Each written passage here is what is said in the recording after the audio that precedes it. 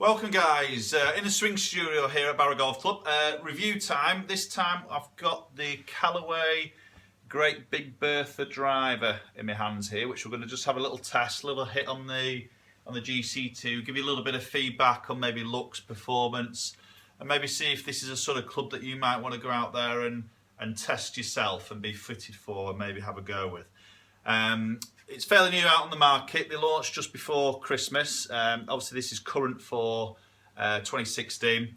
Obviously what we've done here with the Great Big Bertha is got this movable weight which moves around the sort of back edge of the sole of the driver.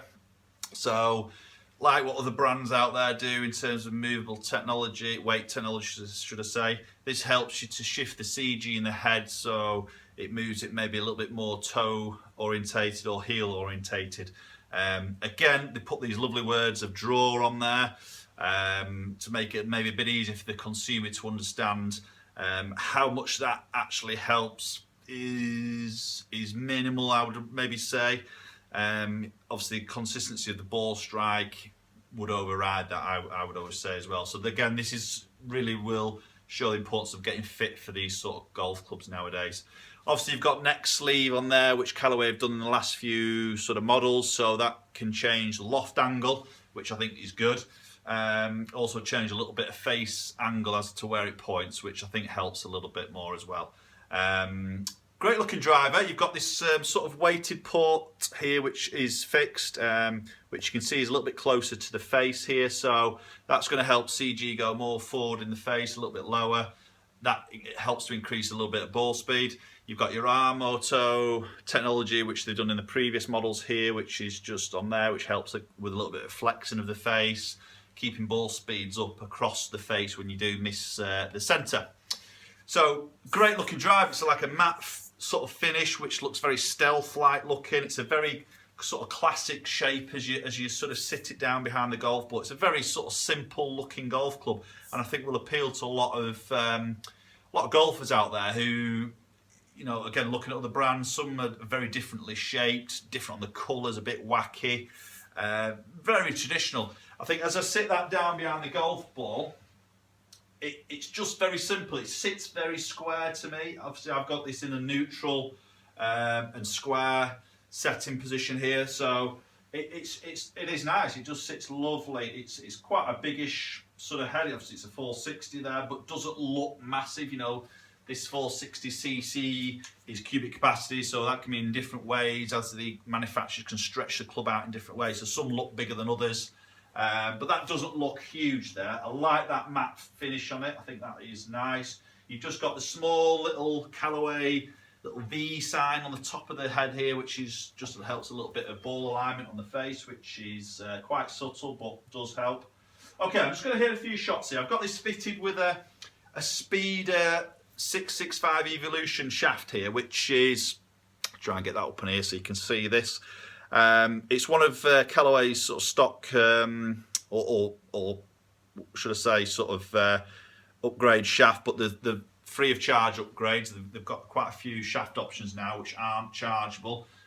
Going back a few years, many of the manufacturers used to sort of have a lot of upcharges. You had your standard stock shafts and then these what we call exotics, which were all sort of quite up, you know, you end up paying a bit more from. But there's a lot of good options now which are included within the price of the drive, which is great. Gives you guys a little bit more flexibility. Obviously it gives us a bit more room in terms of fitting different sort of shafts, and then we're not obviously chucking sort of more money on top of the actual cost of the club. Okay, let's do a few shots with it and see what sort of numbers we get. I've got the HMT stickers on this, so we can pick up a little bit of data on it.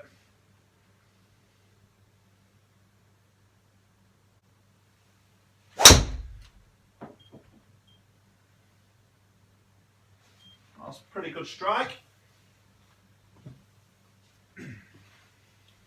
That's got out there 293, carrying 272. Felt a little bit low in the face. Let me just get the HMT data up here. There's a really straight ball flight, which was good. I'll take that. It's definitely fine in the ball.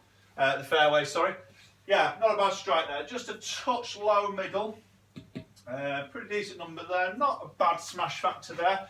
that was spinning the ball at, excuse me, 2,900 there. So I generally myself do spin the ball a little bit higher with the driver. So that is something that I'm always trying to help, trying to get that number down, which will help me to get a little bit more distance. But it doesn't worry me too much, that, because distance isn't really an issue for myself. You know, obviously I've hit that up into the 290s there, which I'm more than happy with. I do know with clubs or drivers that I can just drop that spin around that sort of 2,400 area. I do find that extra sort of 10, 15 yards out of the golf club, to be honest. So I do, when I do hit that, I do find that backspin number. I do like it, obviously. Let's have another go.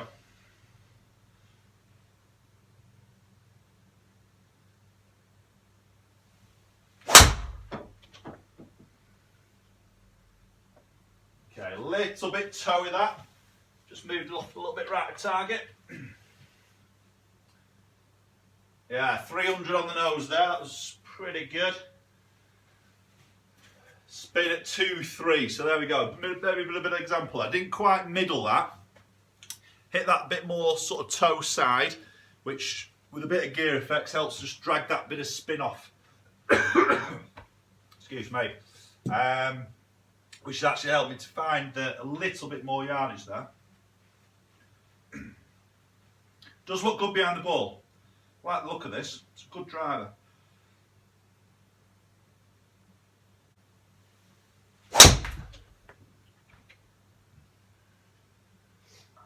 A little bit bottom,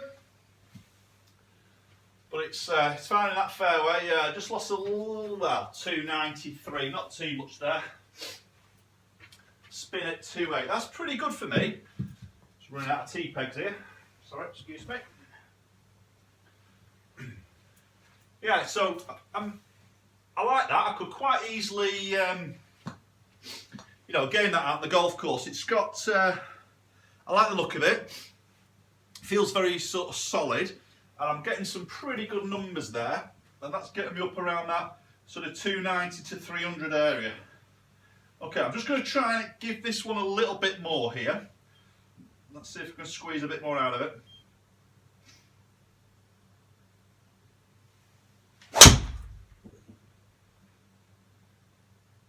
Struck it pretty good. I've just turned that over a little bit more. Yeah, I see 297 there. 2.8, so not really gained a lot more there. I did try and give that one a bit more, to be honest. Okay, let's just go back to a smoother swing.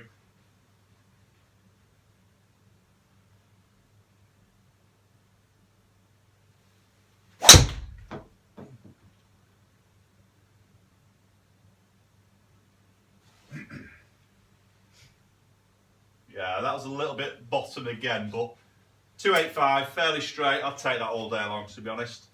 Yeah, spin up at 3-2 purely because of strike there. So I'll just show you that last one. Yeah, okay, so there we go. See the strike's just got a little bit low in the face. Okay, so that, as you hit it low in the face, you hit it below that centre of gravity in the golf club. What that does is the club does, just get up a little bit close here, hit it low in the face. The club does a bit of that as it sort of gears over, or should I say tilts the loft off it, so that gives you a lower launch. But then the ball will gear back, so that generates a more higher spin number. So it sort of recovers it back into the air in a way to get your golf shot out there. But it is a bit of a weaker, obviously, ball flight, purely because missing centre of gravity of the golf club a little bit more. Okay, guys. Right, I like that. Callaway Great Big Bertha Driver. Love the look of it. 68 behind the ball, really nice and square, which I personally like. Everybody has their own perception of how a golf club maybe should look or feels comfortable to them in terms of the look. Some guys are getting for fittings, aren't bothered what it looks like. If it goes all right, they're happy, which is fine.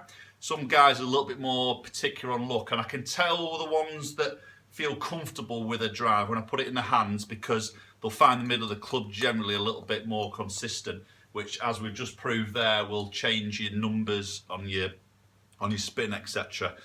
As always, as I said earlier in this video, do get fit for something like this. There is a lot of options to suit a certain golfer. Obviously, there's different shaft options here, which affects feel as well as spin number performance here. Obviously, the manufacturers do max these lengths out. They're not quite as bad as what they used to be, but again, length can be custom fit to help you find centre of the golf club, and ultimately that's going to help with these numbers and maxing distance and efficiency of ball flight.